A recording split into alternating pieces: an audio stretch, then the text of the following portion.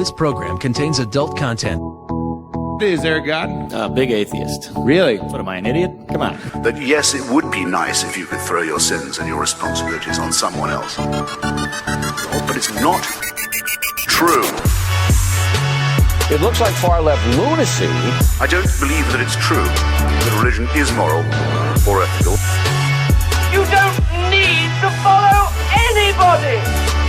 It's not human intelligence! If someone doesn't value logical consistency, what logical argument are you going to give them that will demonstrate that they should? Welcome to the Godless Revolution, everybody. Yay! This is episode 163. Today is Monday, July 3rd. Tomorrow is Naughty Colony Day. It is. That's what they called it on the Two Skeptical Chaps, right? I call it Want to Slit Your Neighbor's Throat Day. Yeah, luckily I have not been home. I just got home from Moab today, like a couple hours ago. I'm tired. I drank way too much last night and was up very late. And you fell down. I was totally trashed. And I remember being in my friend's hotel room and saying, you know, we're all in there just chatting. And I remember saying, I'm going to leave now while I still can. And it was, I cut it really close, man, because I made it into my hotel room downstairs and just like took my shoes off, took my clothes off, fell on the bed and was out.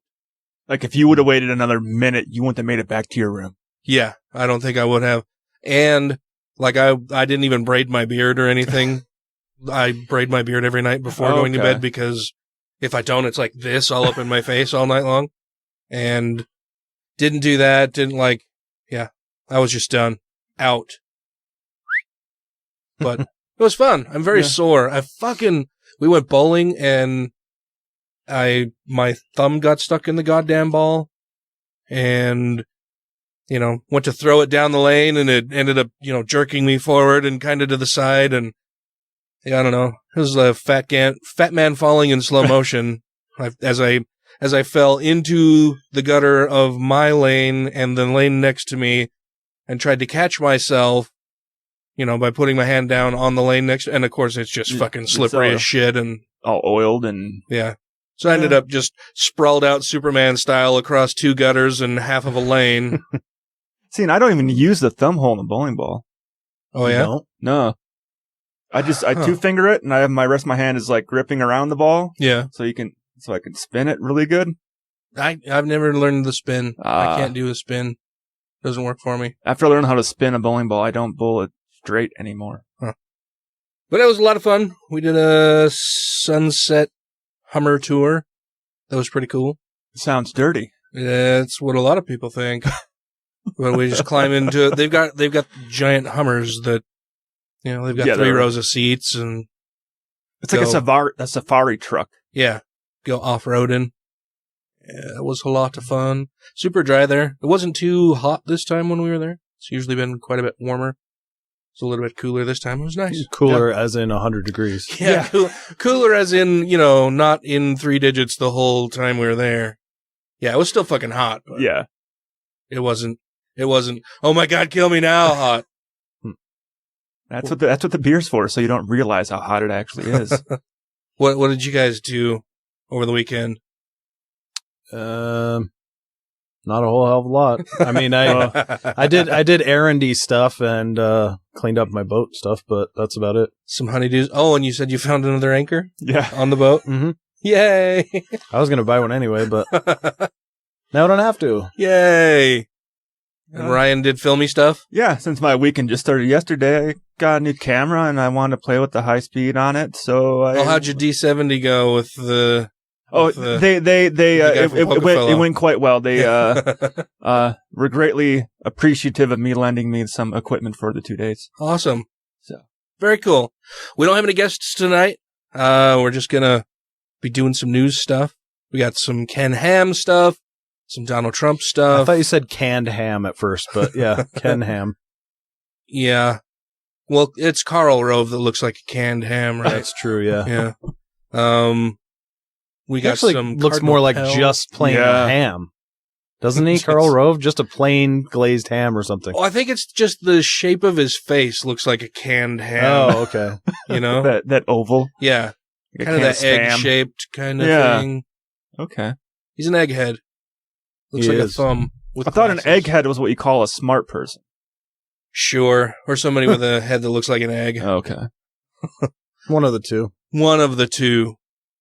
Could be both. Not mutually exclusive. This is Danielle Moscato, civil rights activist, trans woman extraordinaire, and public speaker. You are listening to Godless Revolution, and I hope you enjoy the show. If you know the future, you can't have free will because the future is fixed. There's no period of indeterminacy between now and then where you could change your mind.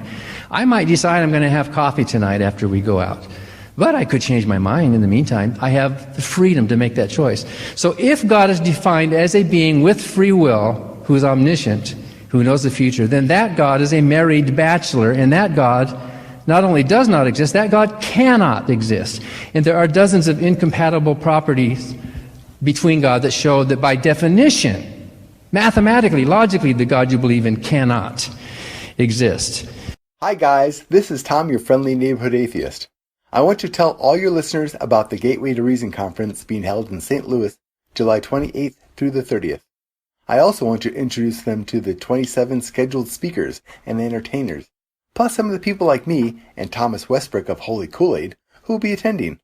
So I'm doing a series of interviews called Getting Ready for Gateway. They can just search YouTube for Getting Ready for Gateway, and I will be posting new interviews every day. The conference is only $50 for this 3-day event, and it's going to be a ton of fun hanging out with people like Matt Dillahunty, Aaron Raw, and Seth Andrews, and even David Smalley if you know about that other podcast. I hope they check them out. They can get the full details on the conference at gatewaytoreason.com. Thanks, and it's Getting Ready for Gateway on YouTube. It's going to be awesome. Rejoining the Godless Revolution podcast now. All right, well, this isn't really our normal show stuff, but it's related to what happens tomorrow and last week. Huh? Well, tomorrow for us, last week to everybody that's listening. Oh, okay. Yeah, so 20... I'm like, I fucking lost, to be honest with you. Yeah, because by the time the show drops. Yeah. Yeah, I think. 20 interesting things you may or may not already know about the 4th of July. Number one, initially adopted by Congress on July 2nd, 1776, the revised version of the Declaration of Independence was not adopted until 2 days later. They forgot to dot a few I's. So Independence Day could have been July 2nd. July the 2nd. Number two, the oldest continuous Independence Day celebration in the U.S. is the 4th of July parade in Bristol, Rhode Island. It began in 1785. And they're still walking, apparently. No, every year they do it. Okay. Number three, the Declaration of Independence was penned by Thomas Jefferson and signed by 56 men representing 13 colonies. That's not too amazing, I guess. No, I thought most pretty standard. I mean, most people probably don't know the number of people who signed it. Yeah, I suppose. Were those like duly elected representatives of those colonies? And rich landowners. Yeah. Senators and House of Representatives? I don't know. They didn't even have that, though, right? Governors. No, because they didn't have the Constitution and setting up the parties until 1886 when they did. Number four, one of the United States patriotic songs, Yankee Doodle, was originally sung by British military officers prior to the Revolution as a means to mock the disorganized American colonists who fought alongside them during the French and Indian Wars. Yeah, it was actually a way to call them kind of like prissy. Well, and aren't Yankees like masturbators? What? I don't know what either of you are talking about. Well, the having a yank. Oh. Isn't that what it was? I don't know about that, but I know when they're talking about, I think you're confusing that with Wanky Doodle. Like another classic American song. Probably. Oh, fuck, I'm tired. Sorry. But the like sticking the feather in the hat and calling it macaroni, I guess that was like a fashion thing at the time.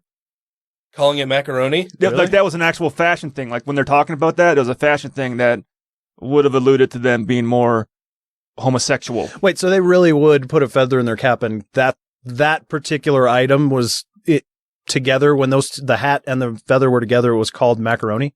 I guess it was like a fashion thing. I don't know why I'm asking you. You weren't alive then. No. What, like yeah, it was called macaroni? Yeah. Huh. All right. Hey, it was the 1700s. Things were different. Number 5. France, Greece, Poland, Russia, and several countries in South America used the Declaration of Independence as a beacon in their own struggles for freedom. It said, fuck it, that unorganized group of 13 colonies can fucking do it. Why can't we? Yeah, perhaps.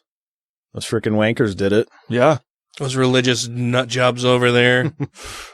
Number 6. The Star-Spangled Banner was written by Francis Scott Key during the War of 1812 and not decreed the official national anthem of the United States until 1931. I didn't know it was that long. I didn't know it was that late either. I think we had a national anthem previous to that, didn't we? I can't remember what it was. I could be totally wrong. Just talking out of my ass. Okay. Please continue. Number 7. 3 U.S. presidents, John Adams, Thomas Jefferson, and James Monroe, died on July 4th. Adams and Jefferson died within hours of each other in 1826, while Monroe died in 1831. Huh. I think I remember hearing that one before. Number 8. In July 1776, the estimated number of people living in the newly independent nation was 2.5 million.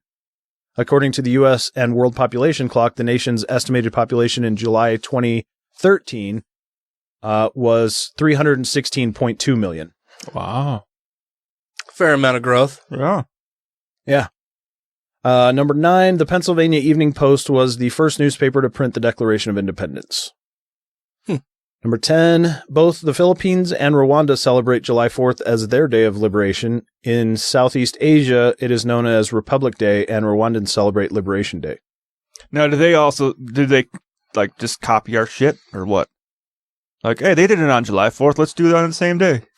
Yeah, just all of our old shit. So they still wear macaroni and stuff. Oh, okay. What am I on? 11? Number 11. The country's 30th president, Calvin Coolidge, was born on Independence Day in 1872. Calvin Coolidge. He's a pretty cool dude. Number 12. Americans consume about 155 million hot dogs on Independence Day alone. It's the biggest hot dog holiday of the year. They also have the hot dog eating contests on that day, so it probably skews the numbers a little bit when you got people eating 50 at a time. Sure. Yeah. 13. In 1870, Congress made Independence Day an official unpaid holiday. In 1938, it was changed to a paid federal holiday. Number 14. Americans began observing the 4th as early as 1777, when the first ever major celebration in Philadelphia included a parade and a 13-shot cannon salute and fireworks. Cannon salute, that would be pretty cool. Yeah. Yeah, my grandfather has a it's a miniature cannon. It's, I don't know, probably 3 feet long in total, like from the end of the cannon part. I don't know what to the other end of the cannon. To the other end of the cannon. Yeah, where, 3 feet long. You know, behind the wheels, this little thing that makes it so it doesn't fucking tip over backward or whatever. And for the 4th every year, he used to load it with toilet paper and shoot toilet paper clear the fuck down the road. It was loud as hell. No, wow, that's cool. 15. To avoid cracking it, the Liberty Bell has not been rung since 1846. To mark the quintessential day, every 4th of July it is symbolically tapped 13 times. Okay. With a tiny little hammer. Number 16. John Adams and Thomas Jefferson are responsible for the bald eagle as the national bird. Benjamin Franklin wanted it to be the turkey. Mm-hmm. Have you heard Chris Hardwick's bit about that? No. It's pretty goddamn funny. Should we play it? Sure. Okay. Benjamin Franklin had this idea that the turkey should be the national bird. And instead, we went with the eagle. Because I think the eagle is what most Americans would aspire to be, right? This bold, graceful, predatory, majestic. However, I think the turkey more accurately represents most Americans. Bald, face meat hanging down, paunchy, you can't tell where the fuck they're going most of the time.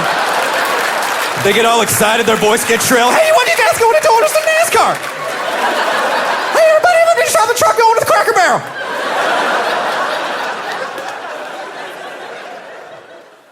That is pretty good. That's kind of true. Totally.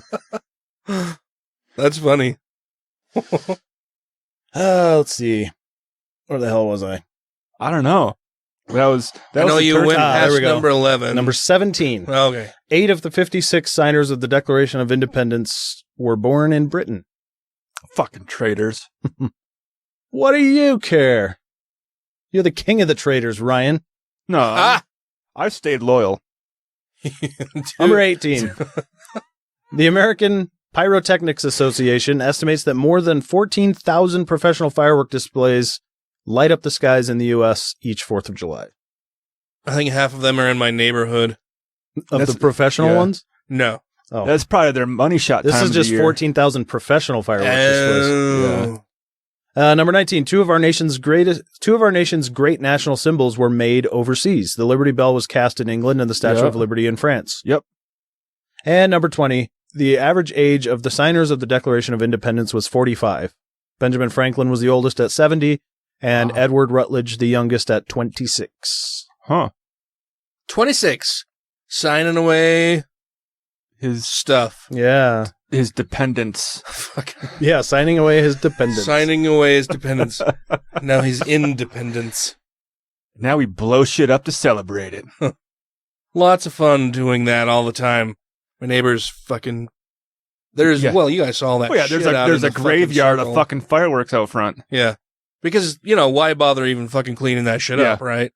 Uh, We're just going to set more on fire tomorrow. Yeah, which is what I worry about mine and Matt's car sitting out there right now. Like, how many fireworks are going to hit our cars tonight? A lot. Yeah. You're welcome. I didn't know you worried about my car. Thanks, man.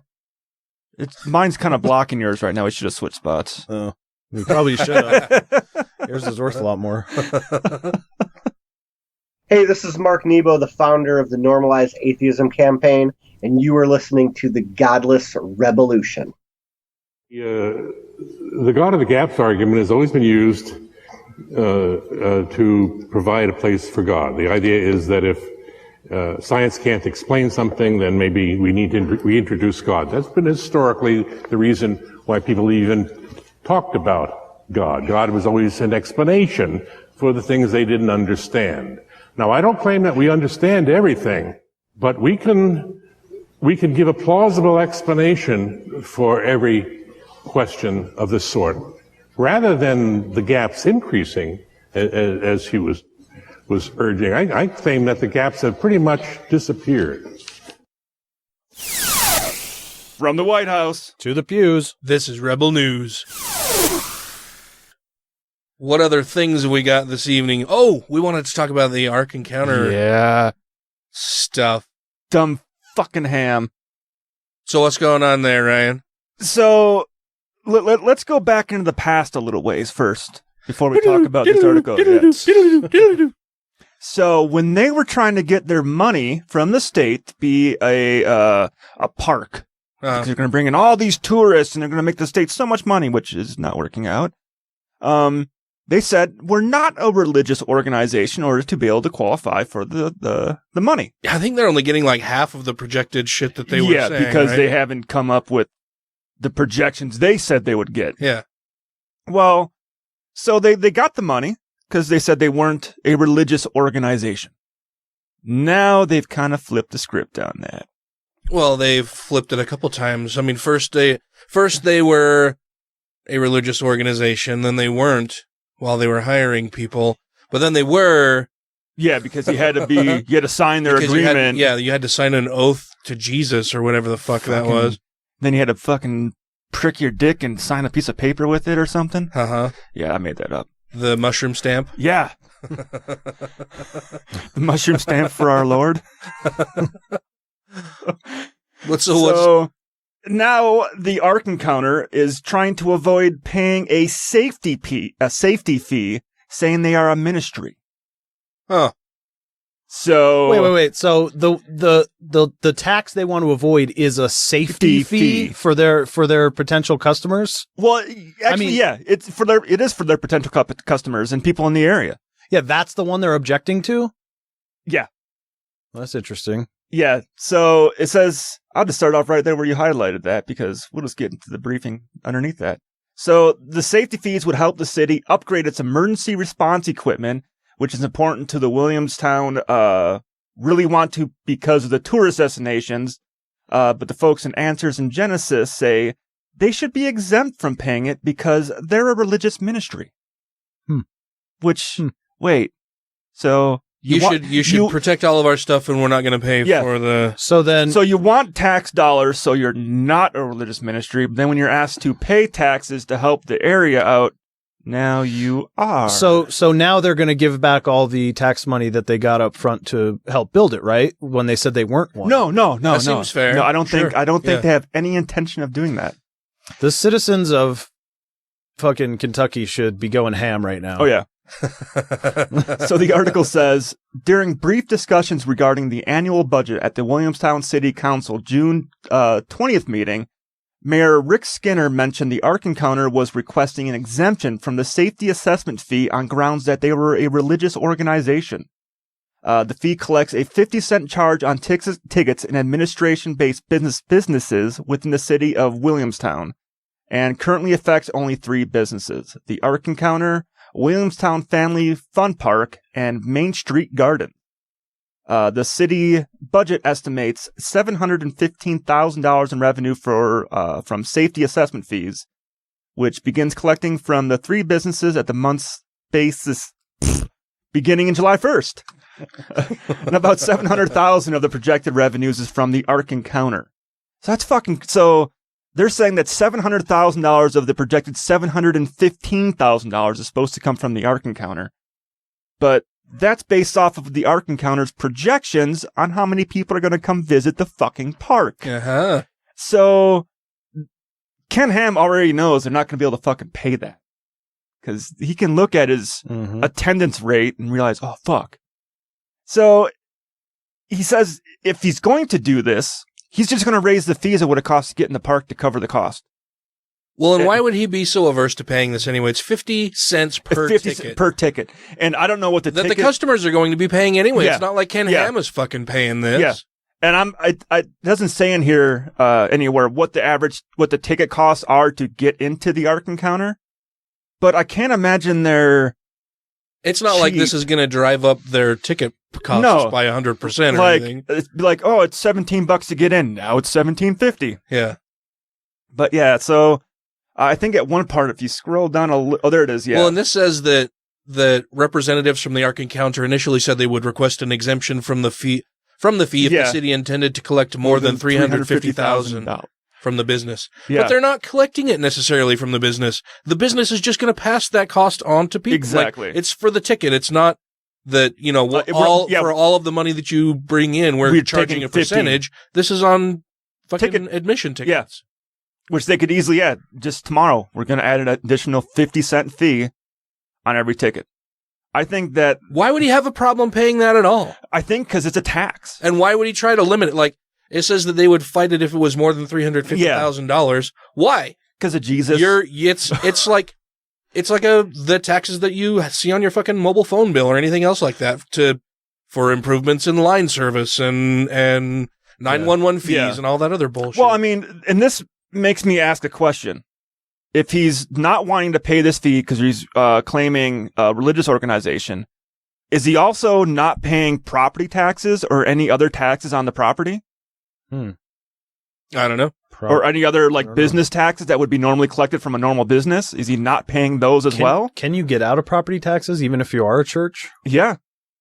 If it's I think it depends on the area and the state's laws. Some states collect individual taxes, like Utah collects more in taxes from the LDS Church than the feds do. On on actual church grounds or just on their for-profit areas? I don't know.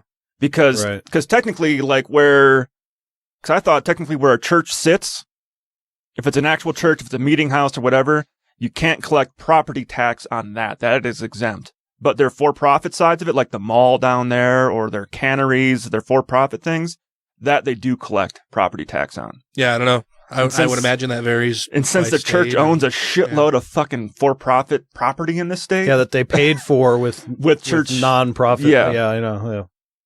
But yeah. What's that highlighted in the red? Because this is a different article than I read earlier. Well, it says due to the size of the Ark Encounter project, a for-profit LLC structure was selected to be able to help raise the approximately $150 million necessary to build. And then the for-profit LLC structure also allows the Ark Encounter to be eligible for various economic development incentives that would not have been available with a non-profit structure. Yeah, so right there, that's yeah. So that's what. So this is what they had on the Ark Encounter's website before all of this came out. Yeah. And they've since taken that off of there because they don't want to show that. Oh fuck, we said we were for profit. Now we're trying to claim non-profit religious exemptions. Lying for Jesus. Yeah, it's just a classic have your cake and eat it. Yeah, and too. he's got no problem with this. And it's fucking bullshit. Well, like I said, why would he have a problem paying it at all when he's not actually paying it? It's like any other business. Oh, there's a fee on ham. The only thing that I can see that he would have a problem with, and maybe it's why they wanted to even limit it, would be that because it's a direct fee for each ticket, it's going to show then it will show how many people went to the fucking park. Right. Yeah. So if he chooses to limit it, then he can say, oh, well, we're turning over this much money, but, admissions were much, much higher than that. So maybe the $350,000 is actually like, well, that's actually what we make if we charge 50 cents a ticket per customer that comes. Yeah. So we'll just give it to you. I'll bet it is. It's because he wants to fudge his numbers on attendance and admission. Yeah. Which, has he been doing that already? Because I know there were, when it first opened up, everybody's saying he was inflating the numbers quite a bit on how many people showed up that opening weekend. Oh, I don't know. Because I remember, because they had the protest there where they had the old, the porta potty debacle. Oh, yeah. Oh, yeah. The company wouldn't give the porta potties to them because they found out it was an atheist and secularist and humanist group that was doing it. Then they got in big trouble. Yeah.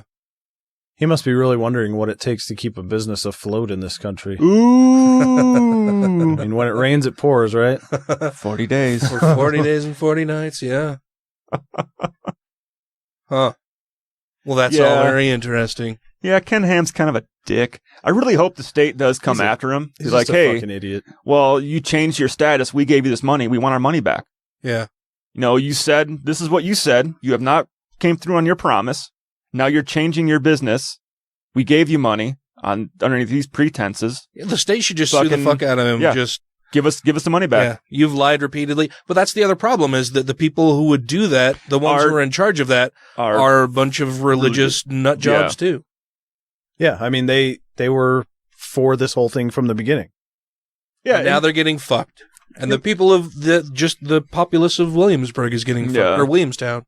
Yeah, and the whole purpose of this is to fucking get fire trucks and police vehicles and ambulances to help serve those areas better. Hello, my name is Gleb Tsipursky. I am the president of Intentional Insights at intentionalinsights.org. I'm a professor at The Ohio State University studying decision-making in politics and business, and I'm also the leader of the Pro-Truth Pledge project at protruthpledge.org, designed to fight the tide of lies in our politics and promote the truth. And you're listening to The Godless Revolution. If someone said, we're banning religion, I'd march to not have it banned, because it's your right to believe what you want, and it's your right to be wrong, and I'll fight for that right.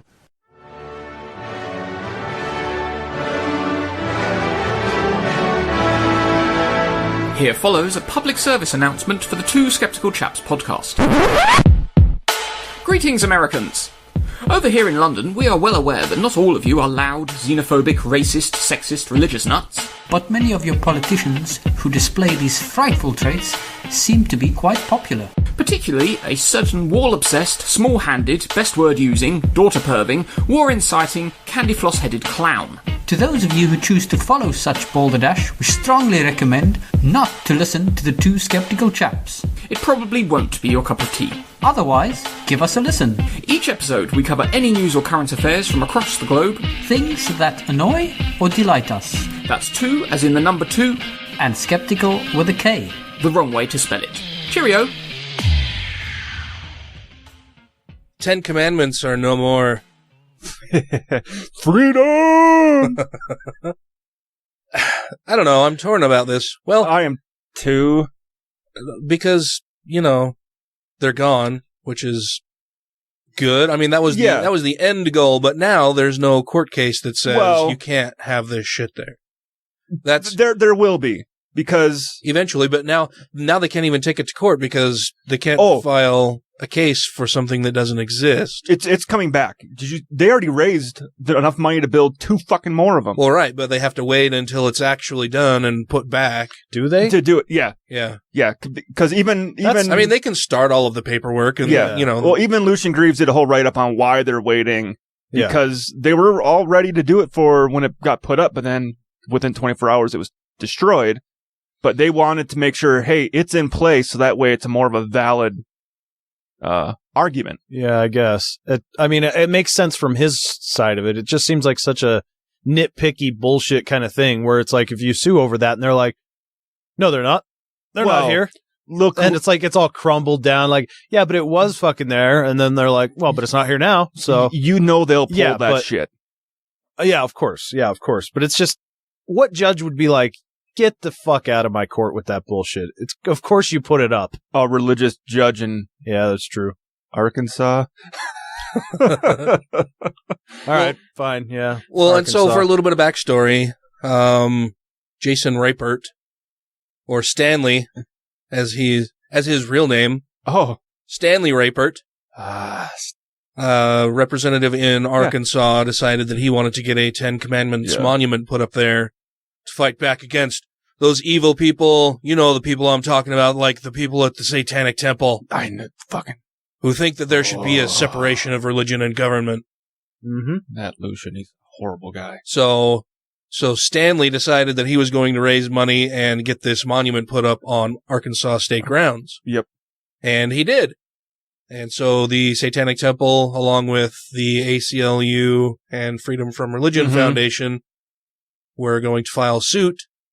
But before they could file the suit, a man, I think he was on Facebook Live video. Oh, yeah, that's for the freedom thing. Facebook Live video of him yelling freedom and ramming into it, driving his car into the monument, tipping it over and breaking it into several pieces. And everyone should remember the last 10 Commandments had someone drive into it. Hey, same guy! It was the same guy. And this was knocked down within 24 hours of being put up. Because it was put up that previous day, during the day, and he came there that night, early in the morning, fucking ran it over.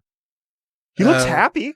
It's Michael Tate Reed of Van Buren, Arkansas, is the man who ran it over, which is also strange because he says that he's a Jesus freak. Yeah. A self-proclaimed Jesus freak. And a constitutionalist. Born-again Christian, yeah. And the funny thing is, in his Facebook photo, he's holding a thing of the 10 Commandments. Oh, yeah? Yeah. Well, maybe he just wants those 10 Commandments to be born again. Well, we mentioned, right, that he's the same guy who destroyed the one in Oklahoma as well. Yeah. But being dude's got some problems. He does, but being a constitutionalist, he realizes as a Jesus freak, it's not right to put the 10 Commandments up on state property. Yes. And I think we would all agree with him there. Yeah. But you can't just take the law into your own hands and do shit like that. That's why we have a process, we have laws, we have a court system. Yep. And now that it's destroyed, like I said, they can't really file the suit until it's back up because they can't file a suit for something that isn't there. Like I said, I'm sure they're preparing all of their paperwork and everything, but now that just delays the whole process. And I think I saw like one of the mega churches. I don't think it was Joel Osteen, but one of the mega church groups put up $20,000 for a new one. That was the producers of God's Not Dead. Yo, that's what it was. Yeah, and it cost $25,000 for the actual 10 Commandments stone to be put in, and they already had another like 30,000 raised online or something like that. So they've got enough money for 2 already, and that was as of a few days ago for their GoFundMe page. Well, yeah, apparently the estimate was just over $17,500. Oh, okay, is how much they estimated the monument would cost. But Jason Reipert was asking for $100,000 as the goal for the GoFundMe to create the monument. Emotional damages. And, of course, this $25,000 from the producers of God's Not Dead is just going to buy them a whole shit ton of advertising and, of course, get more Christians out motivated to see their shitty movies. Yep. Are they making a third one?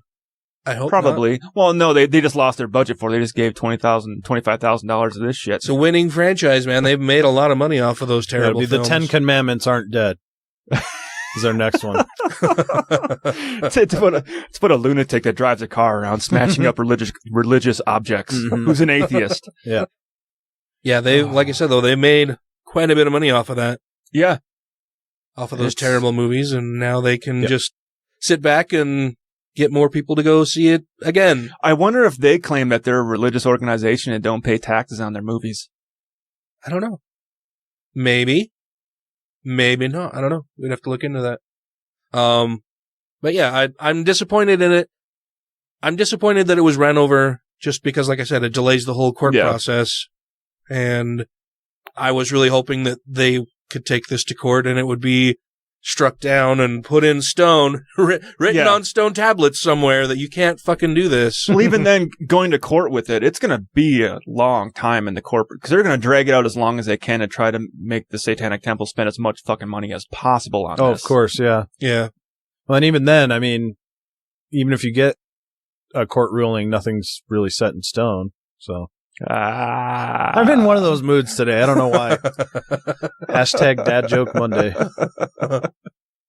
Cardinal Pell will be going back to Australia. About fucking time. Mm-hmm. Cardinal Pell is currently at the Vatican, but charges were finally placed against him in Australia. Cardinal Pell helped shuffle around a lot of priests who were accused of abusing children, and there are also at least one reported case of him sexually molesting and he was also the highest ranked clergy for the Catholic Church in Australia. In Australia, right. And then once these charges started coming out, he flew to Rome and then was too ill to return home. Bullshit. To face his accusers or anything like that. But now that the charges have been filed, he'll be flying back to Australia for a hearing on July 6th. Which should be interesting. Yeah. I mean, at least on July 6th, which you guys have probably already heard about this if you're following it, we'll finally find out what these actually charges are coming out against him because they haven't actually released. Yeah, they haven't provided many details at all. Yeah. Just that he is being charged. Yeah. Either it's going to have to deal with the sexual assault that he committed and or the covering up of sexual assaults that other priests committed, which I hope is both. Well, of course, he's denying it all. Oh, yeah. They always do. Yeah. But hopefully something good will come out of this in that I hope he goes to prison. Yeah. And takes a lot of other priests with him. And Australia isn't as kind to religious groups as the U.S. is sometimes. Oh, yeah? I don't think, well... You mean as a government? A government, they don't just fall all over themselves to try to suck the dick of religious people? They don't cater to religion as much as other places do. Yeah. We'll have to see how it all goes, but I hope he ends up spending a very long time in prison. Yeah, throw the book at him. I hope it has a good outcome. But at the same time, that's one down of how many? Right. And for how long has it been going on for? Yeah. And 2,000 years. The people's lives it affected are still ruined. Yeah, way too long. Well, and you got to know that it's still happening. Oh, yeah. Yeah. I mean, there was someone from the LDS church that got busted last month with, I can't remember if it was just the child porn or if it was the actual assaults as well. I haven't heard about this.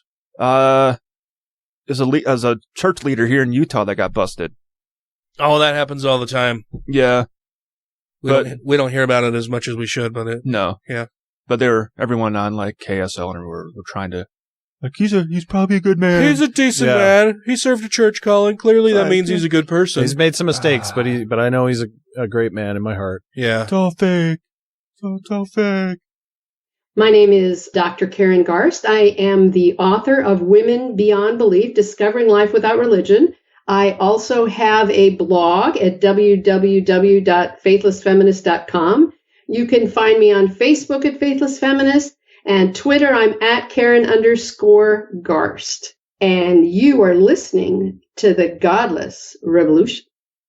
God that our neighbors believe in is essentially an invisible person. He is a creator deity who created the universe to have a relationship with one species of primate. Lucky us. and he's got galaxy upon galaxy to attend to, but he's especially concerned with what we do, and he's especially concerned with what we do while naked. Please stand by. The Godless Revolution will continue in a moment. I wanted to remind everybody that we are having a drawing. This drawing is for those of you awesome listeners who go out to iTunes or Stitcher and give us a 5-star review if you feel we are worthy and would like to be entered into a drawing. If you have already given us a 5-star review, please go out and screenshot your review and send us an email with that screenshot to godlessrevolution@gmail.com, and we will enter you into a drawing for fabulous prizes. This drawing will run through the end of July. That gives you extra time. Yeah, that's scheduled to be episode 167. So we'll hold the drawing while we are recording that episode, but that gives you plenty of time to go out and submit a 5-star review, again, only if you feel that we are worthy and would like to be entered into the drawing. Then take a screenshot of that, send it in to us at thegodlessrevolution@gmail.com, and at the end of the month we will hold a drawing for a fabulous prize. Yeah. And the reason why you need to email it to us is because we don't know who the hell you are on iTunes with your Right, because names. your screen name or user ID or anything doesn't really tell us much of anything, nor does it give us any contact information for you. And include as the subject line that it is for the prize drawing or review prize drawing. We'll enter all of you then who have done so into a drawing for a fabulous prize.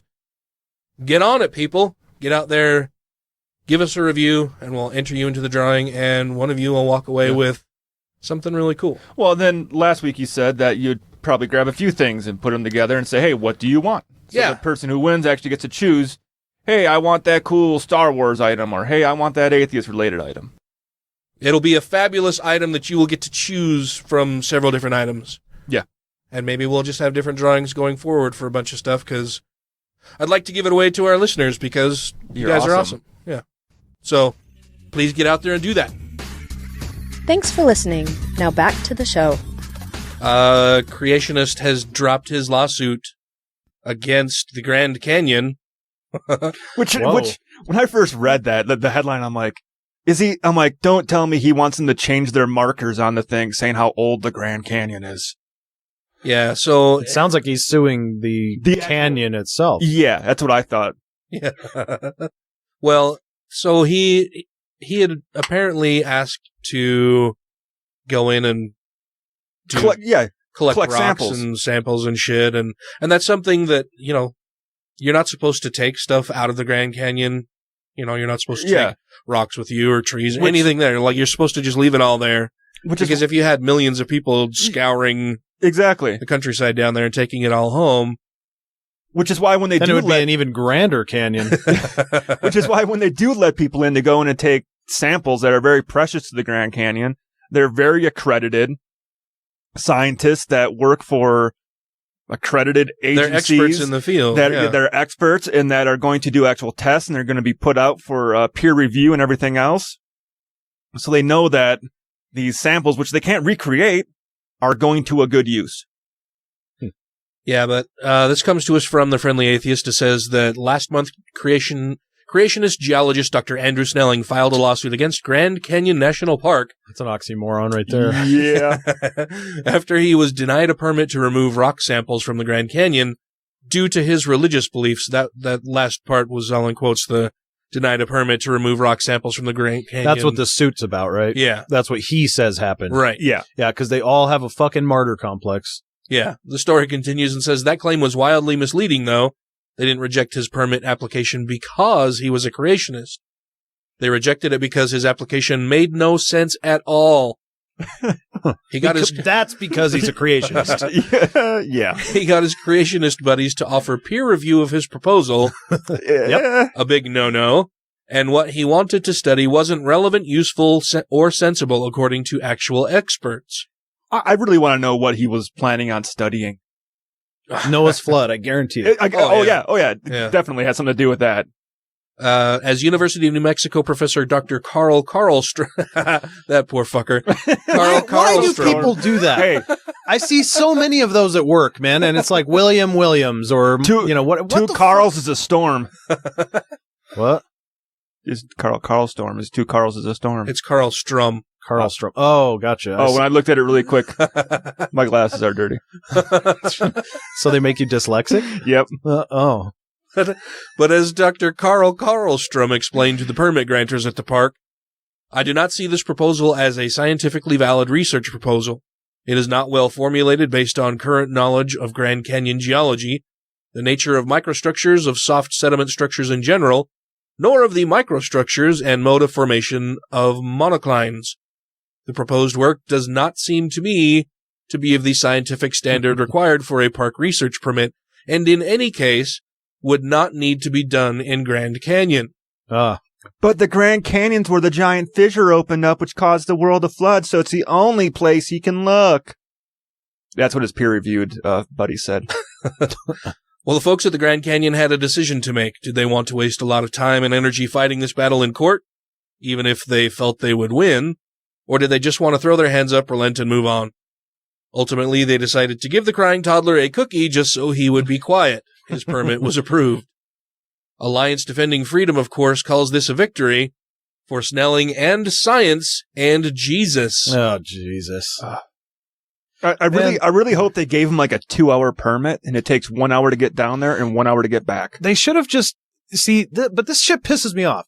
They should have rejected it on principle and said, no, you're a fucking idiot. Who are you pretending to be right now? Yeah. None of us are taking you seriously, and we're not just going to give you your toy and let you, nobody else gets that, except it's this catering to religion like we were just talking about that happens at every level in this fucking country. That's what I would love to see a flat earther sue NASA because they won't let him go to the moon. Right. I mean, no, he should have fucking rained down a Carl storm on this guy. There we go. Get dyslexic. The Alliance Defending Freedom issued a statement that says, when the government refuses to allow a Christian geologist simply to collect information because it dislikes his views, it undercuts science and violates the law, said ADF Senior Counsel Gary McCaleb, co-counsel for Snelling. We commend Park Service officials, Interior Secretary Zinke, and the Trump administration for understanding that specifically targeting Dr. Snelling's faith as the reason to stop his research was both inappropriate and unconstitutional. As the Park Service finally admitted, Dr. Snelling's proposal is well stated with methods that are similar or equal to standard scientific practice to test the hypothesis provided. If they rejected it simply because of his religious views, then yes, it would have been unconstitutional. But they rejected it because he's a fucking idiot! Because it's bullshit. And he's not a real scientist. Yeah. And also, did you say in there that a guy whose life's work is dealing with rocks and minerals is named Mr. or Dr. Zinke? Yeah, that's Interior Secretary Zinke. Oh, never mind. He doesn't study clerk. No. But, so now... Yeah. God, I hate that they give them their way just to keep them quiet. Yeah. Pisses me off. There is an update on the bottom, which I don't think I had seen that. The Grand Canyon National Park this week issued an administrative launch permit to Dr. Andrew Snelling for the purpose of collecting geological samples under an existing permit to do research in the park. The launch permit is for August 6th to the 13th river trip was granted to facilitate resolutions of a legal dispute between Dr. Snelling and the National Park Service. Yeah, well, and then they just say the issuance of the administrative launch permit neither implies or an admission of fault by the NPS, nor does it set a precedent for future issuance of administrative launch permit. Mm-hmm. So if he's going on an existing permit, I wonder if they're making him go with actual scientists. Who will just mock him Be like, through. What are you doing? I mean, that's what I would do. If I was a National Park Service and didn't really trust this guy there, I would send him out with a crew of actual accredited scientists so they can actually monitor, like, hey, you're fucking doing that wrong. Hey, That's not how you collect a sample. Where did he get his doctorate from? Kenham University. Yeah. Cracker Jack, you. Kent Hovind or whatever. Yeah. I got a degree. Hi, this is Justin Schieber, formerly of the Reasonable Doubts podcast and currently of Real Atheology, and you are listening to the Godless Revolution. How do you decide what to cherry pick? You decide what to cherry pick on the basis of what you have decided is a good thing on other criteria. So we reject the horrific story of Lot and the angels and all the other horrific stories in the Old Testament and the mega horrific story, as I've just said, of the New Testament. You pick on nice stories like the Sermon on the Mount. But the criterion by which you do your cherry picking is, of course, something that we all share, which is we are decent human beings. The next rant will start right after this. Hey everybody, this is X. And I'm Kyle. And I'm Felicia. We're the Utah Outcasts. 3 out, unashamed, and active atheists living in Utah. And we are personally inviting you to let us love your ears each and every week. As we take the news, current events, and pop culture and give it a little twist. A love twist, with consent. And we'll be joined each week by a special guest to tell us what makes them an outcast like us. Come find us. The Utah Outcasts. On podhell.com, Stitcher, iTunes, Google Play, Facebook, Twitter, and YouTube. And on UtahOutcast.com. We finally bought that domain off the kids handing out mixtapes in the mall. Come be an outcast with us. Take care of yourselves out there. Bonne nuit. And you're welcome. Rejoining the Godless Revolution podcast now. You have things. Yeah, I have this piece that was written by Travis Weber for the Federalist website. That sounds like super jingoistic. Yeah, it's very hard, right? Yeah, okay. But it's a 4th of July piece, so goody. So we can all enjoy it and have something in common finally, right? He says, on America's birthday, it is appropriate to be thankful and reflect on how we can guard against the suppression of religious freedom before it is too late. Okay. More than 200 years ago, the young United States was learning to walk in its freshly won freedom and the Constitution born of it.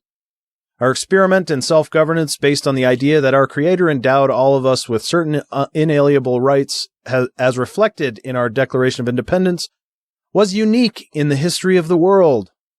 Yeah, the Declaration of Independence don't mean shit in that case. Well, the only thing I would say to this, the first thing that I thought of was, if he wants to claim that the United States is a unique experiment, then he can't also say it's because they endorse a certain religion. That has always been done. The thing that's unique about the United States is that we don't do that. Yeah. We were escaping a place that did do that. Yeah. So it's interesting that he puts both of those in the very same paragraph, because it's like, what, you've already fucked up. But no surprise, right? Hard right. Among these rights, he says, which we recognize are not given by government, but granted by God, is our right to religious freedom. Its importance is signified by the fact that it precedes all other rights listed in the amendments to our Constitution. Well, I mean, it's grouped with Wait, say that again. Among these rights, which we recognize are not given by government but granted by God, is our right to religious freedom. Its importance is signified by the fact that it precedes all the other rights listed in the amendments to our Constitution. Not exactly. So he's saying that the amendments show up in order of importance. That's basically his argument. That freedom of religion is in the First Amendment, therefore it's the most important. That's a stupid argument. Yeah, it is. It's nonsense. Well, okay, cool. Then give me your guns. Well, because that came second. So you should probably also stop attacking the press then too. Right. Well, yep. He goes on, in our early years, imperfect to be sure, as a nation, we nevertheless persisted and advanced to embrace the ideal of religious freedom articulated in the First Amendment to our Constitution. Idea, he says ideal, but I think he meant idea. I don't know. That we are still governed by the same Constitution after more than 200 years is itself a miracle. A miracle. And what a weak ass God. Yeah. It's a miracle that this Constitution that changes and evolves over time and is still in place. Yeah, that has amendments to it. Yeah. Because it was a miracle that this was all put in place, but apparently it wasn't a miracle enough to be just fucking correct the first time. Right. It's just like the Bible. It is. And God's commandments, they never change. It's exactly like the Bible. And it speaks to the vigilance Americans have exercised and must continue to exercise to guard our freedom. Yes, the hostility to religious freedom is growing. But generations later, hostility to religion in the public square of the United States has grown significantly. The changes may seem incremental until one compares the social situation at the time of our founding with our present state. Religion was embraced then and is censored now. So I don't know how he thinks he knows this. He doesn't provide any examples or any sources. He's just saying it. He has a picture in his mind of what he thinks early America was, puts that on the paper, and then compares it to what he thinks America is now and says, oh, it's really fucking bad. We're losing or whatever. Yeah, he's projecting what he wanted it to be. Yeah, exactly. So religion was embraced then. It's censored now, which it isn't. No. It was esteemed at the time. These days, it's often disparaged. Both of those are not true. And actually, I thought when there was a study that came out where it was per capita at the time, when the nation was first started, people weren't overtly religious. Right. And I should say this, just to make sure. I realize the irony of me saying that, of having me say that religion isn't disparaged these days. Yes, I do it, but I'm a small percentage of the population. Most people don't. So to try to throw a blanket statement that it's often disparaged these days, bullshit. But there's nothing illegal about that, and it doesn't infringe on their fucking religious freedom. Yeah, because we have in the amendment freedom of speech. Yeah. So there's nothing that. I mean, there's no amendment which is that the says, first thou one. shalt not mock. That's the first one, so it's the most important. Yeah. And if your religion can't handle any bit of mockery or disparagement, there's something wrong with it. Yeah. Like if you had the perfect religion, you should welcome all challengers to it, right? Yeah. Have at it. Try to tear it apart. You can't because it's perfect. Yeah. In fact, it's often the case that the more vehement people are about you mocking it, about you not mocking it, the less perfect it is. Oh, yeah. Like the worse it is. I see that with LDS people all the time. Like, why are you picking on the church? Yeah. You people can leave the church, but you can't leave the church alone. Yeah. It's like, well, you guys can't leave anybody else the fuck alone, so why should we leave you alone? Yeah, I'll leave the church alone when it leaves other people alone. Yeah. Yep. From militant atheist hostility to the presence of religious symbols in public and expressions of religious belief by government actors to government hostility to religious beliefs regarding sexuality, the overall climate for the religious believer is one of apprehension at best. I got no problem. If you're fucking Christian and you want to bash gays, that's all up to you. I'm not going to be your friend, but allow them to still do their thing. Yeah, but they want to make laws saying that's where they go, my religious freedom is being hindered because gays can get married now. Yeah. You fucking twit. Yeah, but yeah. Man, bring back twit. That's a good word. Yeah. I haven't heard that in years. Indeed, some have lost their jobs or been financially penalized due to their beliefs. Right here in the United States. And again, provides zero examples of this.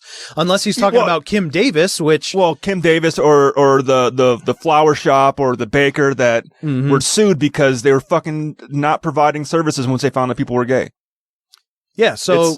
And they're talking about every kind of position like that. Pharmacists that don't want to dispense birth control pills or... Right, and so in that case, then they're only taking evidence from one side of it. Because what about the people who are being discriminated against because of something that they're supposed to be free to be in this country? Yeah. And that's the thing. Like, the whole fucking Citizens United thing basically allowed these places to say, well, I'm religious, so is my fucking shop. Right. It's like, no, it's not. You don't get to claim, your shop isn't a person. Your shop doesn't get to claim a religion. Corporations are people, my friend. No, they're not. No, they're fucking not. They need to pay their fucking taxes and they don't get to claim a fucking religion. Many would likely suspect that religious freedom troubles have grown worse during the past 3 years. They would be correct. Just somebody think of the poor churches. Just this past week, we released the updated 2017 report, which shows, conservatively estimated, a 76% increase in overall religious freedom violations documented over the past 3 years. No examples given yet again. There's so many of them, though. Where would he start? And these are the same people that say, fucking people get special privileges. Mm-hmm. The last two sections dealing with human sexuality have seen a 114% surge. These types of incidents were already on the rise, and the Supreme Court's decision in Obergefell versus Hodges only accelerated the trend. And I guarantee they think that infringes on their religious freedom. The Obergefell. Yeah, for sure. If one reads through the last two sections, many cases will be familiar from the news and cultural discussion. Among those featured is the story of Jack Phillips, the Colorado baker, who was sued after he, quote, this is a quote from this guy. I had to put it in quotes because it's so fucking skewed. Obeyed his conscience and politely declined to create a wedding cake for the same-sex wedding ceremony. Now, I can't, because there was... If he's not putting his own little twist into that, I don't know, man. It's... Because there were two cake cases, and one of them was where the one of the couple had went in, ordered the cake, had it ordered, put the order in, and put their deposit on it, their down payment, their down pot. Yeah, it's one of those nights for all of us. No, I'm reading just fine so far. And it wasn't until they found out the person was gay that then they said, "Oh nope, I'm canceling that order," like a week before the wedding when it was essentially too late for them to find a new baker. Which is why they sued. Like, you had no problem making the cake until you found out we were fucking gay. Which is textbook discrimination. Yeah. Yep. When communism began to spread... Oh, fuck. during the beginning of the 20th century, many ignored or brushed off concerns as relatively mild, especially in light of other concerns at the time. Only when it was too late for the grip of authoritarian regimes was strong did many realize the horror and carnage that the ideology had wrought worldwide. This is clear in hindsight, but not so apparent at the time. And yeah, okay, fine. But we think the same thing about your bullshit that you're trying to force on this world. We've seen the carnage that it's had when it's at its grip on nations. You know, the Inquisition was directly a result of the Catholic Church having far too much power in Western Europe. Yeah. Well, and it's an unnecessary intrusion.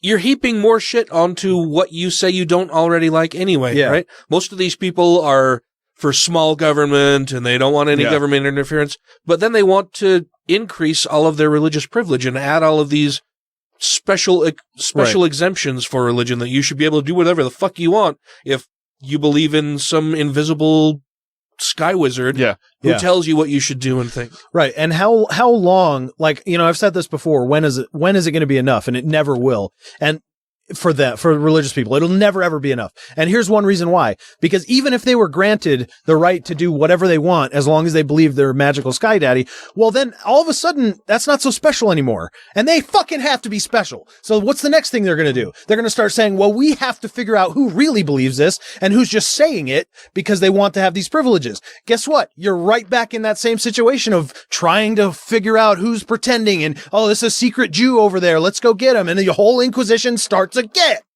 And which denomination do they want to be the one to rule them all? Yeah. Right. You know, you've got 30,000 different Christian sects, more than 30,000. Yeah, it'll most never can't agree stop. with each other. Yeah. It'll never stop. His final statement, our country has been blessed with a long history of freedom. On its birthday, after he just gives a list of examples of how unfree it is to be not Christian. On its birthday, it's appropriate to be thankful and reflect on how we can guard against the suppression of religious freedom. We do see now before it is too late. Awkwardly phrased. If we Americans can acknowledge the troubling trends now and work to reverse them while we still have the freedom to do so, we will have a future.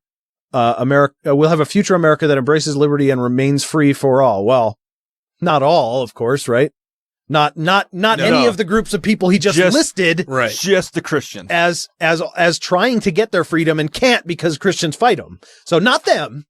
They can't have that future, but for the Christians, they'll be able to have that awesome America they want. Anyway. Yeah, whenever I see people on they're such fucking assholes. See people writing in and saying, my religious freedom, I always ask them. I said, well, I haven't seen the news on it yet. But please tell me all the times that people's homes have been raided and their Bibles and crosses have been stolen from their homes and taken outside and burned, and how many people were arrested for going to church and how many churches have been shut down. Because, that's happening, yeah, your religious freedom's being infringed, but I haven't heard of one story of that happening yet. Yeah, saying that you have to run your business just like everybody else isn't impinging on your religious freedom. It's following the fucking law. Yeah, you're free to not have that business if you can't handle your business just like everybody else on an evil playing field. On an even playing field has to do with their business.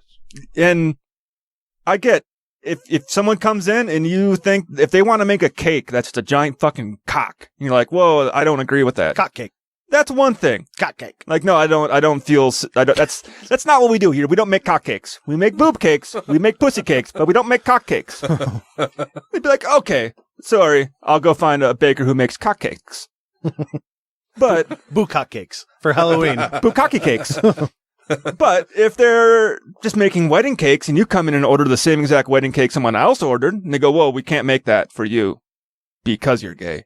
Yeah. That's fucking wrong. Mm-hmm. That's bad business. That's discrimination to the fucking T. Yeah. Oh, and talking about religious, did you hear denying somebody something for an immutable trait? Yeah. Mm-hmm. I mean, you replace any of these things with, well, we're not going to do it because they're black.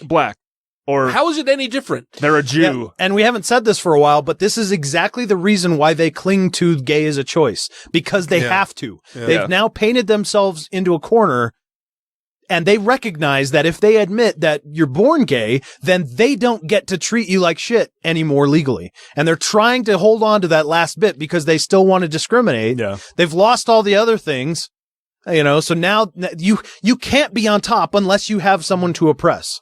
Well, talking about the war on religion, did you hear the war on Christmas has officially started? Are you fucking kidding? Getting earlier and earlier every year. But guess who started it? Oh, yeah, we did, right? Donald Trump. Oh. He started a war on Christmas? Oh, yes. Today, it was either today or yesterday, during his 4th of July speech. Wait, so did he start a Christmas offensive, or is he attacking it? He's on the offensive. Yeah, okay. He's not the war on Christmas. It's but the no war matter for Christmas. If you're on the offensive or defensive, the first shot's been fired. He's during his 4th of July speech, instead of talking about the 4th of July, he was proclaiming that we will say Merry Christmas. We're going to say Christmas again. Everyone's gonna have to say Merry Christmas. Believe me, everyone will be saying Merry Christmas again. Pretty much. It's like, it's the fucking 4th of July. Christmas is fucking 6 months away. What the fuck are you talking about, dipshit? I caught part of his speech while we were in Moab. Yeah. I was becoming very angry. Couldn't watch it anymore. Luckily for me, I had lots of alcohol. But yeah, I couldn't watch it. He's just so fucking embarrassing. It's embarrassing on a world stage to have him viewed as the leader of the United States of America, because he sounds so fucking stupid whenever he speaks. Everybody will be saying Merry Christmas. What is it? Merry Christmas. Yeah. Merry Christmas. I fucked a Mary once. Well, and now that he's president, every speech he delivers in a crowd like that, he delivers like he's a fucking rock star. Yeah. Right? Like, and in the crowd tonight, I see that we have this person over here. Mm-hmm. Oh, look at you beautiful people over here. Look at this. Oh, so great to see you here tonight. This is amazing. Yep. I saw one of the things where he was defending his tweets. And they're saying, well, it's not very presidential, but it's how we do it now. Things have changed. This is a new way to communicate with the people. Pretty much. I can say what I want. I'm the president. It's more modern forms of communication. I want someone to hack his Twitter so bad.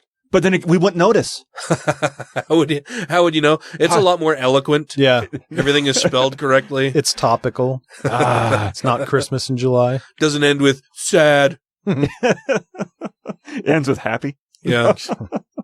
Doesn't end with an exclamation point. One word and an exclamation point. Yeah. Gross. Doesn't contain covfefe. They should put warning labels on things may contain covfefe. Yeah. Is that good or bad? Hello, I'm Lloyd Evans. I'm a former Jehovah's Witness. I'm the author of The Reluctant Apostate and senior editor of jwsurvey.org. And you are listening to The Godless Revolution. A good way to tease people who think that the soul enters the body at conception is just confront them with monozygotic twins. Which twin has the soul?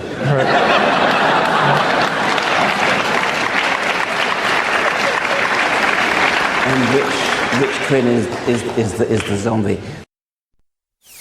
In college, I was a philosophy major. Or was I? Who can say? Hard to tell. What's philosophy? It's a thing. Or is it? You guys get it. Or do you? Doesn't matter. Or does it? And we're closer to death. All right. So we cover some fallacies. I like fallacies. You like fallacies? More than one phallic? No, I just mispronounced fallacy real quick. Have you been eating cock cake again? Fuck. You are Caucasian. I did see a thing where some Asian dude had a roadside like donut making machine that made cock donuts, and it was all people eating them. And he put the icing in only one location. Middle? No, the tip. I got you. Just the tip? Just the tip. All right, so the next, we haven't done these for a while. I don't know if people even remember back to the last fallacies segment we did. But the fallacies. Yeah. The next one is argument from authority, which is, in a sense, the flip side of ad hominem, which, did we cover? I think so. Yeah, we've done ad hominem. Yeah. Okay.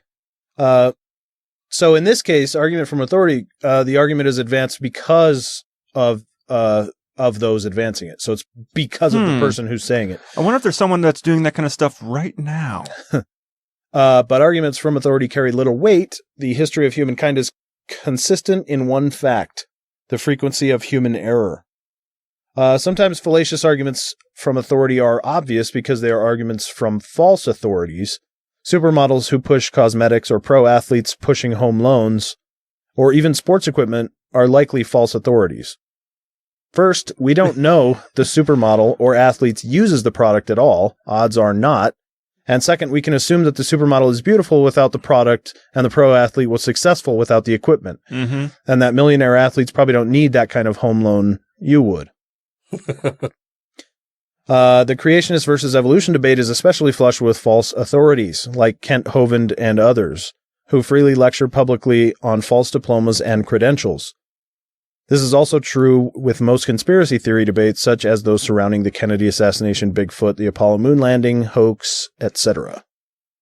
To a degree, we also do well to differentiate between the different definitions of authority.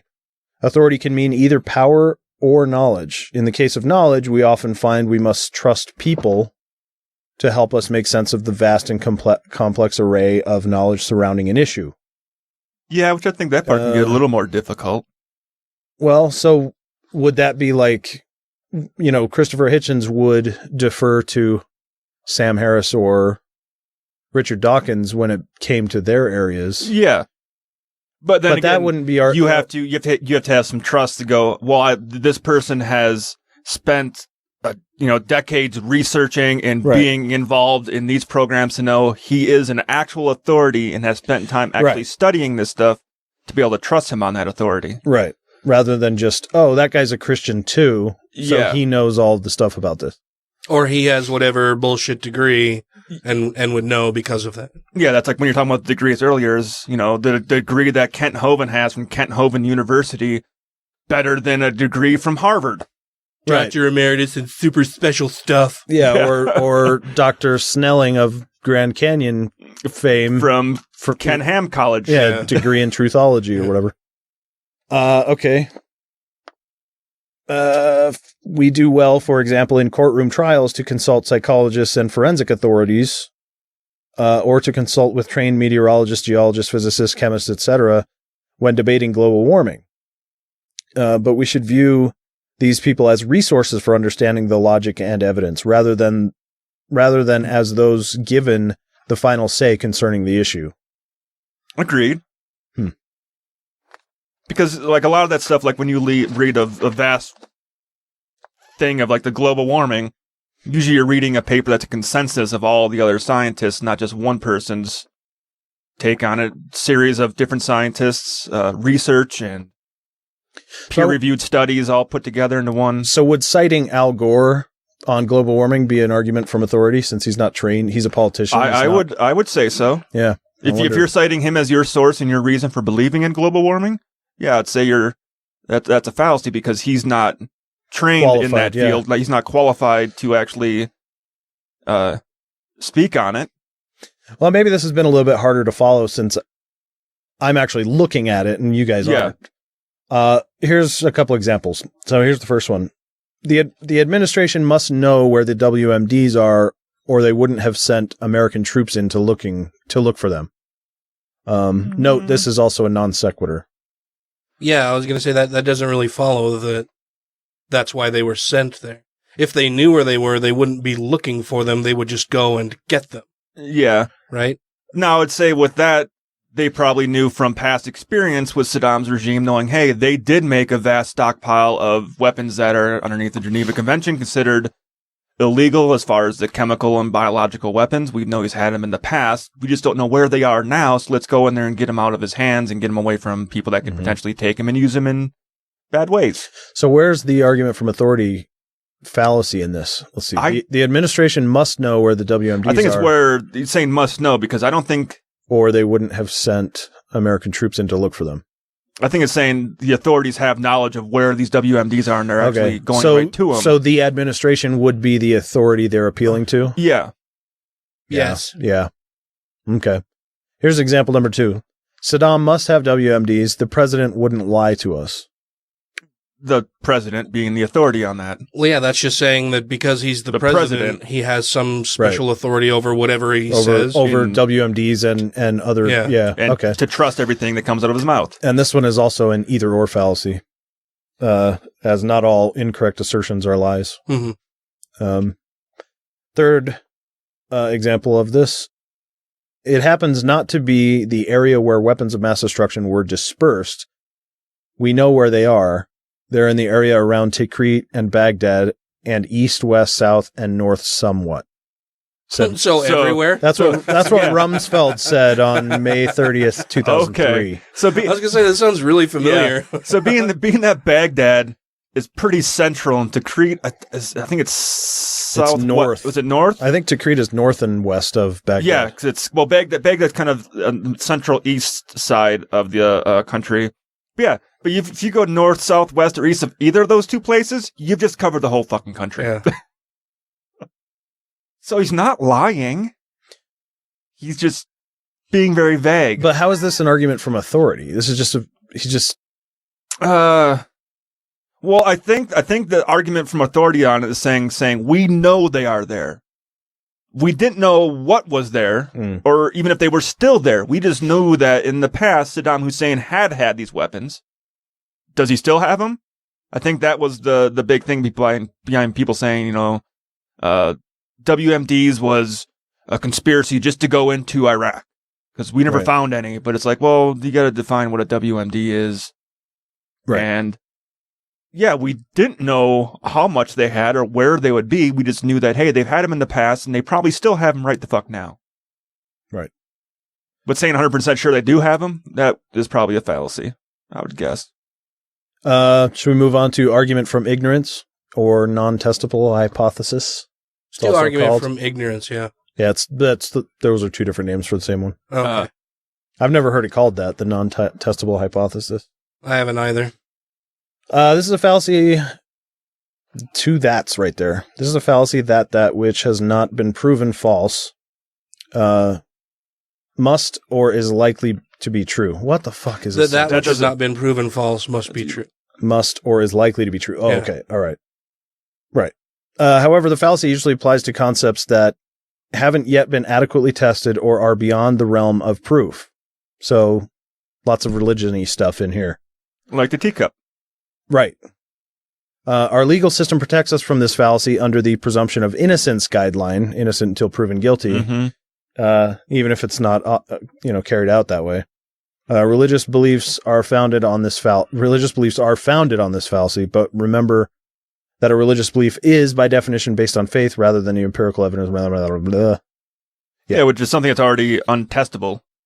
So yeah, right. So religious belief is by definition nonsense then. Yeah. Right. So this one does not give examples, but they're not that hard to come up with, right?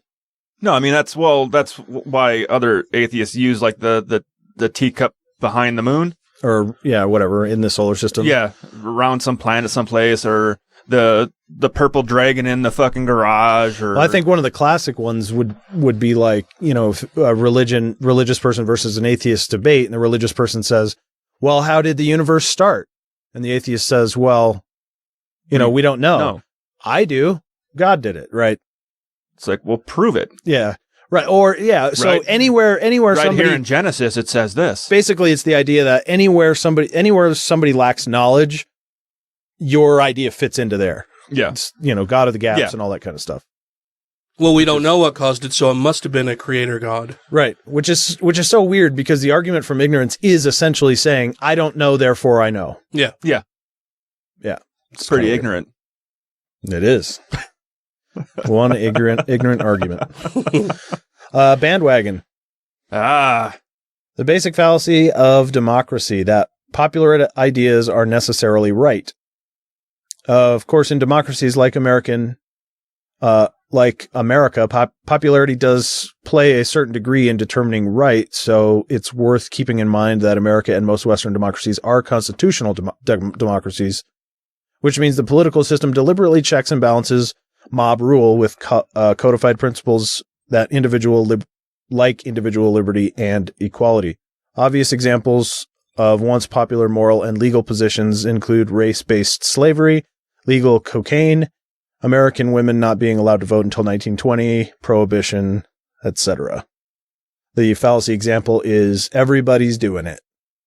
Mm-hmm. Well, if your friends jumped off a bridge, would you do it? But on the If they were cool, I would. Most of the people I know in Utah are Mormons. Does that Yeah. mean I should be a Mormon? But on the same hand, I hate when people are like, well, majority rules. Whoa, on the same hand even. On the same hand. Not the other hand. Not the other hand. Because that's the same hand as being a bandwagon. But say everybody's like, majority rules. A bandwagon. Hey, don't mock how I say wagon. Wagon.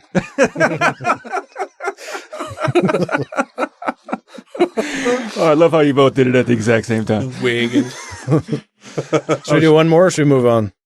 One more. One more. Begging the question or circular argument. This one has a few examples. Oh. This is basically repeating the claim and never providing support for the premises, or, in other words, repeating the same argument over and over again. Often dogmatic thinkers don't even realize this is a fallacy. Fallacy example 1, gay marriage is just plain wrong.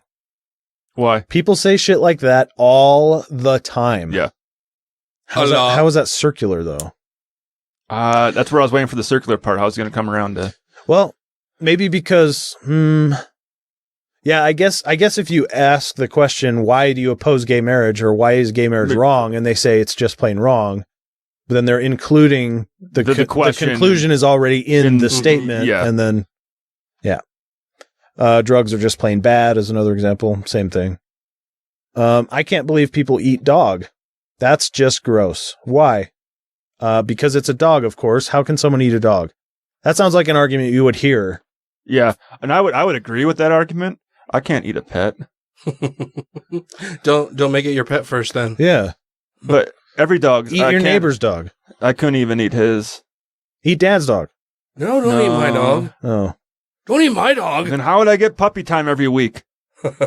Gross. He would always be with you. Only for there you go. Only for like 24 hours, then I'd shit him out. Does it feel good when my intestines pet you? Jesus. That was dark. Yeah, I was like, that got dark really quick. Hey, I didn't provide the example. This thing did. Here's another example. Obviously, logging causes severe environmental damage. You don't have to be a scientist to see that. Just go out and look at a clear cut, and there it is. No trees. Well, yeah, obviously. Well, Yeah, not giving us any more information other than what you've already stated, right? Just including the conclusion in the premise or statement. Yeah, obviously a freshly clear-cut forest it looks like shit, but when they go in and replant it and take care of it, it looks better. Sure. There actually is, most places do have laws where when you do the forestry work where you clear-cut an area, you have to replant. Oh, really? Yep. And people also don't realize that clear-cutting an area also helps with wildland fires. Because you're getting rid of a lot of the dead debris and that kind of stuff. Undergrowth, the dry undergrowth. Yeah, if you don't replant, that's where it's really bad because that's where you get all the washouts of landslides and you get a lot of the eroding of the area and it turns to shit. Because it don't got them roots to hold it all in place. Yeah, but also for the forestry industry, it's like, well, you kind of want more trees to cut down in 50 years, don't you? So fucking replant some. Eventually, you'll cut these down as well. Pretty much. Yeah. Hi, this is Michelle Short. And this is Stu DeHaan. And we're the co-chapter heads of the Satanic Temple in Arizona. You're listening to The Godless Revolution. For cool Satan swag, please visit the website shopsatan.com. And not scorning the three delightful children who are everything to me and who are my only chance of even a glimpse of a second life, let alone an immortal one. And I'll tell you something, if I was told to sacrifice them to prove my devotion to God, if I was told to do what all monotheists are told to do, and admire the man who said, yes, I'll gut my kid to show my love of God, I'd say, no, fuck you. Thank you to everybody who has rated the show on iTunes and Stitcher and are following us on YouTube, Twitter, and Facebook. And to all our Patreon patrons, you make the show possible. We have a correction? We do have a correction. What is this correction? So last week when Matt was reading off all of the Mandela Effect things, we got a correction from Dan at the Two Skeptical Chaps. Well, we don't have to really say who it was. Well, it was Dan Morris from the Two Skeptical Chaps sent us a correction to your story from last week. I think you mean Dr. Morris. Dr. Morris. And if they don't demote you for that shit, then... Well, guess what? Yeah, then they're inconsistent. Hey, yeah. Don't forget who has the promoting, demoting capability around here. Well, but anyways. Maybe they'll take that away after what your little stunt here. One of the things was saying that in the movie, Forrest Gump, he does not say, Mama always says, life is like a box of chocolates. That it was said, it was just life is like a box of chocolates. But he sent the link to the movie, and apparently in the movie he does say, my mama always said, life is like a box what life was like a box of chocolates. Mm-hmm. So that article had it incorrect, and it Mandela'd itself. And if you remember in Forrest Gump him saying that line, that is what was said in Forrest Gump. So we reported something incorrectly. Yes, we reported that he does not say Mama always says. Well, we reported it correctly, but it was incorrect information. It was incorrect information. Okay. The article, thanks. The article had it wrong. Thank you very much for pointing that out. Mm-hmm. Dr. Morris. Promotion down. Yay! I hope it comes with a steep increase in pay. It does. But 100%. He could give you the same pay just in euros, and it would be an increase. Ooh. Uh-huh. Did you guys see Chris Christie? Oh, yeah, just sunbathing and having a good old time with his family on the beach. The beach ball. Oh, yeah. Yeah, he is the beach ball. So this fucker, New Jersey's government shuts down over budget talks. So the beaches are closed. Public beaches are closed. Unless apparently you are the governor of New Jersey and want to take your entire family out for a day at the beach, free of the burdensome thing of the having to share the beach with regular people. You can just shut down the whole government, go to your own private beach now, and apparently and even turn away people who, the regular people who want to come out to the beach. Oh, I mean the citizens you serve that would have paid money to go to that beach while you're shutting the government down because of lack of funds? Right. Okay. If you're the governor, you still get to go to the beach with your whole family. So if you're a citizen who pays your taxes and votes, no, you don't get to do that apparently. I mean, but it does just make complete sense to shut down the government on the week where the government probably makes a good chunk of money off of tourists and people going to state parks to use those amenities. Yeah, this guy, I think, has just ruined his political career. If it wasn't ruined by hitching his tank to Donald Trump. It was ruined months ago. Yeah. There's no hope for him anymore. Didn't you say his numbers are... Yeah, it was low 20s, high teens, if I remember looking at it. And they said it's like the lowest rating for a political person in a very, very long time. The other one was dead, and this man is not. Yeah, that's just fucking shitty. Yeah, well, I just, like I said, I can't believe that he takes the whole family out for a day at the beach. Well, not only that, but lying about it. Because he came into work later on that day after these beach photos were taken. He went into work, and one of the reporters said, "So did you get some sun today?" And he said, "Oh no, I didn't get any sun today."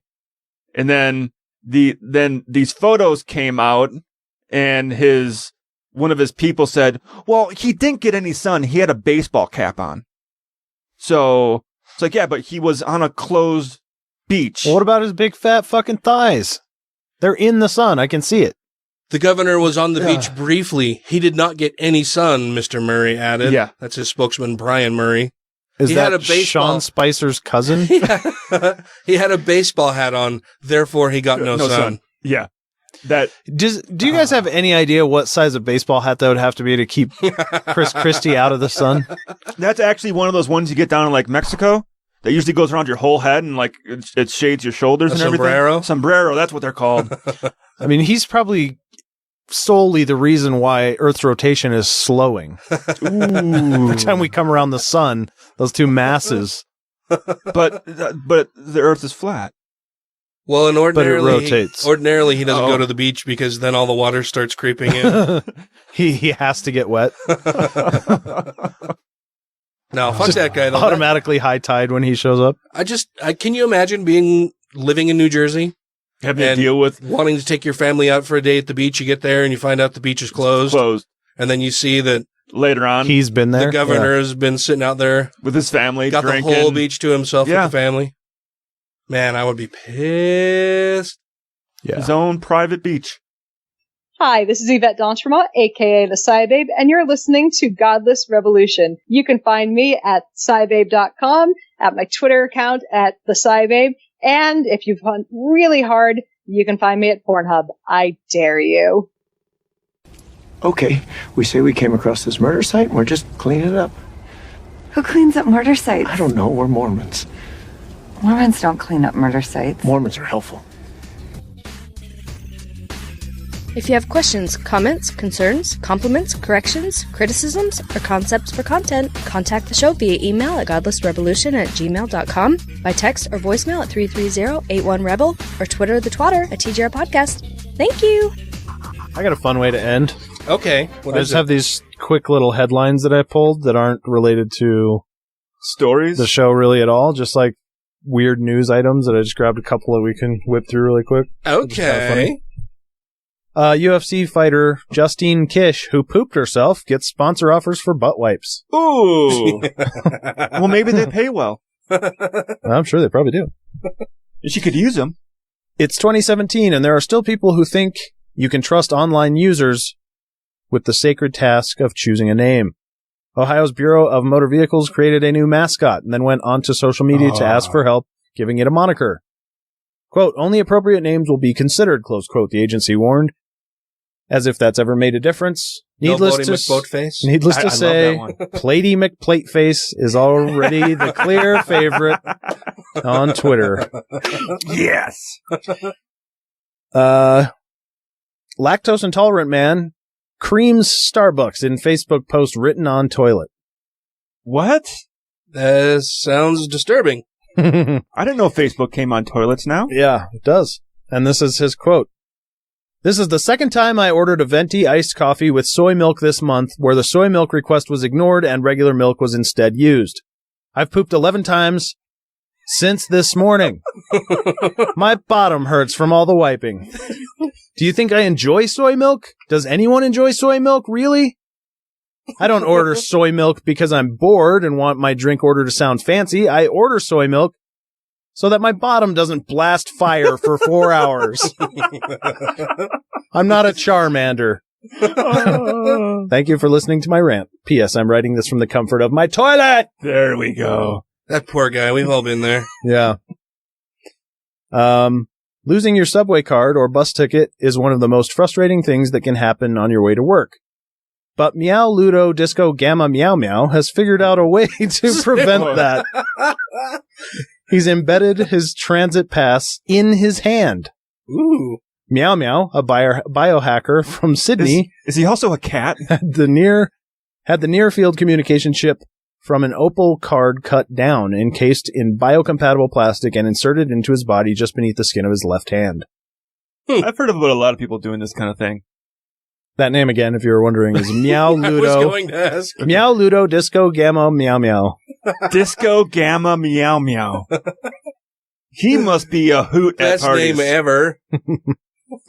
Yep, those are those headlines. Can you imagine having to write that out for your signature? Right. On whatever you're signing. When he goes to Plady McPlaterson to get his driver's license and shit, I wonder how... For his Bodie McBoatface. Yeah. I wonder how that'll even fit on the fucking card. He probably just signs it with whiskers. I hope he doesn't play a sport either. It needs a name in the back of a jersey. Oh. Well, that about wraps it up for us. I'm tired. Mm-hmm. Oh, such low energy. You did just get done partying for a few days and drove 3.5 hours back. Yeah. Right. It was a lot of partying.